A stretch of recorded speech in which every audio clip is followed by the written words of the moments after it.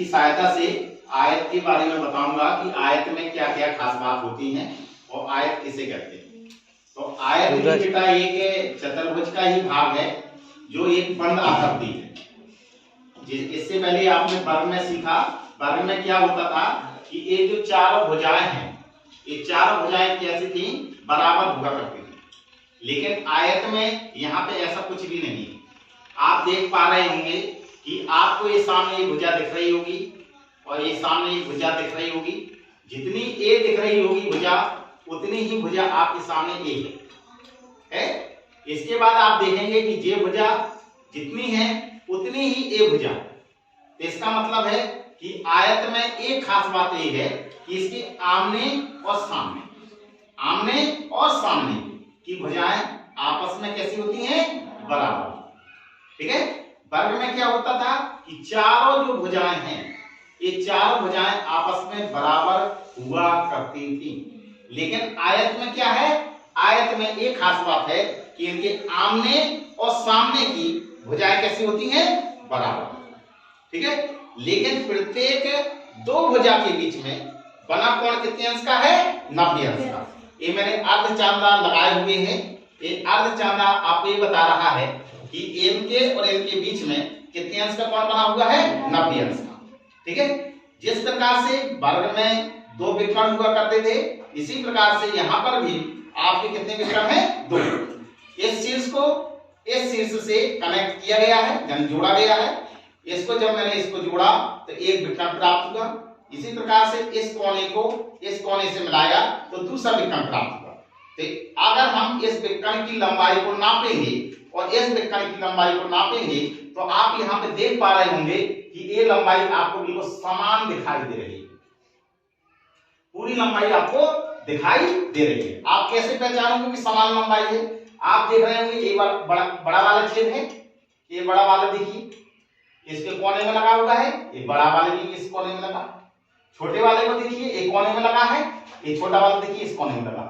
इसका मतलब है जितनी ए लंबाई है उतनी ही लंबाई ए है। तो आयत में क्या खास बात है कि आयत की आमने और सामने की दो भुजाएं कैसी होती हैं, बराबर होती हैं। आमने सामने की भुजाएं कैसी होती हैं, बराबर होती हैं।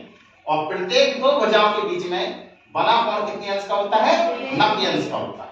और इसके कितने विकर्ण होते हैं, 2 विकर्ण होते हैं। लेकिन विकर्ण आपस में कैसे होते हैं, समद्विभाजित होते हैं और परस्पर आपस में कितने अंश का कोण बना होता है, एक कटान बिंदु से कितने अंश के कोण बना रहे होंगे आपस में, 90 अंश का।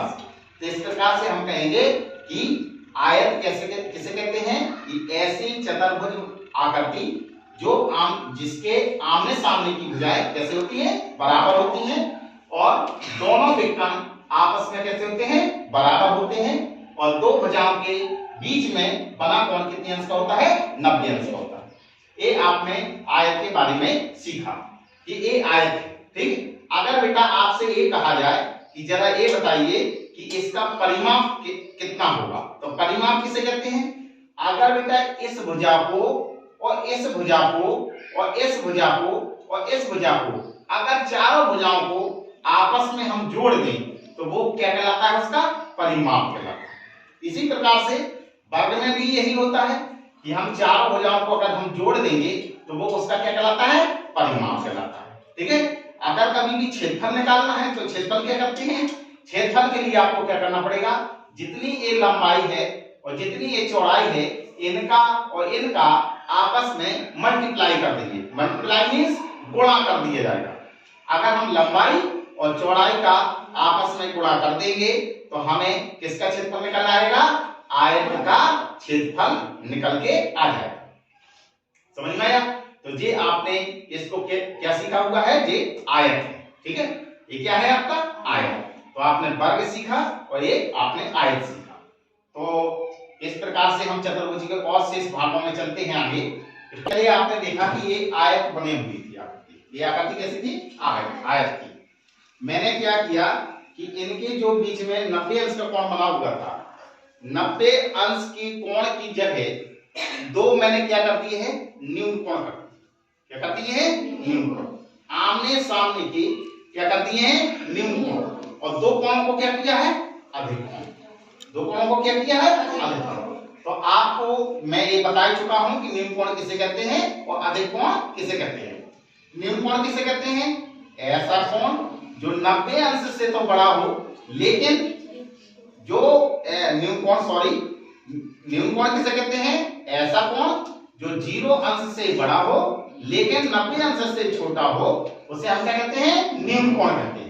और न्यून कोण यहां पर भी बना होगा है और न्यून कोण यहां पर भी बना होगा। अब आती है बात अधिक कोण किसे कहते हैं? तो अधिक कोण ऐसे कोण को कहते हैं जो 90 अंश से बड़ा हो लेकिन 180 अंश से छोटा हो। तो यहां आप देख पा रहे होंगे कि ये 90 अंश से बड़ा है, यहां पर भी बड़ा है। तो इसका मतलब क्या होगा कि अगर बेटा ऐसी आकृति बन जाए, तो आप देख रहे होंगे जितनी सामने है ये उतनी ही नीचे दिखाई दे रही है। तो इनको हम बेटा कहते हैं समानता। क्या कहते हैं? समानता। इसी प्रकार से आप यहां पर भी देखोगे, ये जो भुजा दिख रही है और ये भुजा दिख रही है, ये भुजा इस भुजा के बराबर भी दिख रही है और जैसी ये खिंची हुई है टू कॉपी ऐसी ही ये खिंची हुई है। तो ये क्या है बेटा? समानता। तो इसका मतलब क्या होगा कि अगर हम इन चारों भुजाओं को अगर हम आपस में मिला के बंद कर दें तो ये आकृति क्या कहलाएगी? समांतर चतुर्भुज। क्या कहलाएगी? समांतर चतुर्भुज। तो समांतर चतुर्भुज में क्या खास बात है? समांतर चतुर्भुज ऐसी बंद आकृति है जो चारों ओर से तो बंद होती ही है, लेकिन क्या है, इनके आमने सामने की भुजाएं समांतर भी होंगी और साथ में आपस में बराबर भी होंगी। कैसी होंगी? समांतर भी होंगी और आपस में बराबर होंगी। लेकिन एक खास बात है इसमें कि कभी भी दो भुजाओं के बीच में बना कोण 90 डिग्री का कभी नहीं होगा। आगे समझ में? तो समांतर चतुर्भुज में क्या है कि दो भुजाओं के बीच में बना कोण कभी भी 90 अंश का नहीं होता। आयत में क्या खास बात थी? आयत में एक खास बात थी कि दो भुजाओं के बीच में बना कोण कितने अंश का हुआ करता था? 90 अंश का। समांतर चतुर्भुज में क्या है कि दो भुजाओं के बीच में बना कोण कभी भी 90 अंश का नहीं होगा। समझ में आ गया? समांतर चतुर्भुज में भी आमने सामने की भुजाएं आपस में कैसी होती हैं? बराबर। आयत में भी यही होता है कि आमने सामने की भुजाएं आपस में बराबर होती हैं, लेकिन आयत में एक खास बात थी कि दो भुजाओं के बीच बना कोण 90 अंश का होता है, लेकिन समांतर चतुर्भुज में दो भुजाओं के बीच बना कोण कभी भी 90 अंश का नहीं होता है। आयत में क्या होता था कि दो विकर्ण हुआ करते थे और दोनों विकर्ण आपस में बेटा कैसे थे? बराबर। अब यहां पे आप देखेंगे कि दोनों विकर्ण को लेते हैं। दो विकर्ण कौन से? एक जे होगा, इसको इससे मिला दिया जाएगा और इसको इससे मिला दिया जाएगा। फिर देखते हैं कि एक क्या इनके विकर्ण आपस में बराबर हैं कि नहीं।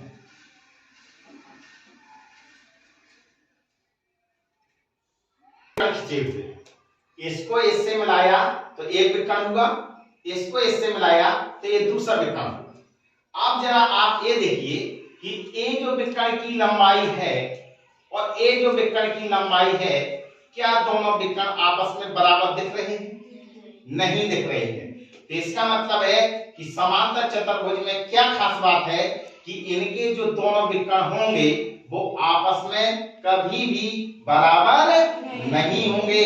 लेकिन आयत में क्या खास बात है कि दोनों विकर्ण आपस में बराबर होंगे। दोनों विकर्ण आपस में इसमें बराबर तो नहीं है, लेकिन आपस में क्या होंगे? समद्विभाजित होंगे और आपस में क्या होंगे? परस्पर लंबवत होंगे। ठीक है? इसका मतलब है कि समांतर चतुर्भुज के कितने विकर्ण होते हैं? दो विकर्ण होते हैं, लेकिन दोनों विकर्ण कभी भी आपस में बराबर नहीं होती हैं, लेकिन दोनों विकर्ण परस्पर लंबवत भी होते हैं और परस्पर समद्विभाजित भी होते हैं। समद्विभाजित का मतलब ये होता है कि जहां पर ए विकर्ण और ए विकर्ण आपस में कट जाए तो उस विकर्ण से अगर हम इस चीज तक की दूरी लें और इस विकर्ण से इस शीर्ष तक की दूरी ले तो जितनी दूरी बेटा ए निकलेगी उतनी ही दूरी बेटा ए निकलेगी। इसी प्रकार से जैसे इस विकर्ण को लिया जाए, जितनी दूरी बेटा इसकी ए होगी उतनी ही बेटा इसकी दूरी ए होगी। अगर जैसे इस विकर्ण की यहां से यहां तक की दूरी 12 सेंटीमीटर है तो अगर बेटा इसकी केंद्र से दूरी मापी जाएगी तो ये बेटा कितनी निकलेगी 6 सेंटीमीटर, और ये भी मापी जाए तो कितनी होगी 6 सेंटीमीटर। अब ये मान लीजिए जैसे लगभग 8 सेंटीमीटर है तो अगर बेटा इसको इससे मिलाया जाए तो कितनी दूरी होगी 4 सेंटीमीटर, और इसके इससे मिलाया जाए तो कितनी सेंटीमीटर होगी 4 सेंटीमीटर। तो इसका मतलब है कि समांतर चतुर्भुज में विकर्ण तो दो होते हैं लेकिन आपस में कैसे है बराबर नहीं होते हैं। लेकिन दोनों विकर्ण आपस में परस्पर कैसे होते हैं लंबवत भी होते हैं और समद्विभाजक भी होते हैं। इस टॉपिक में आपको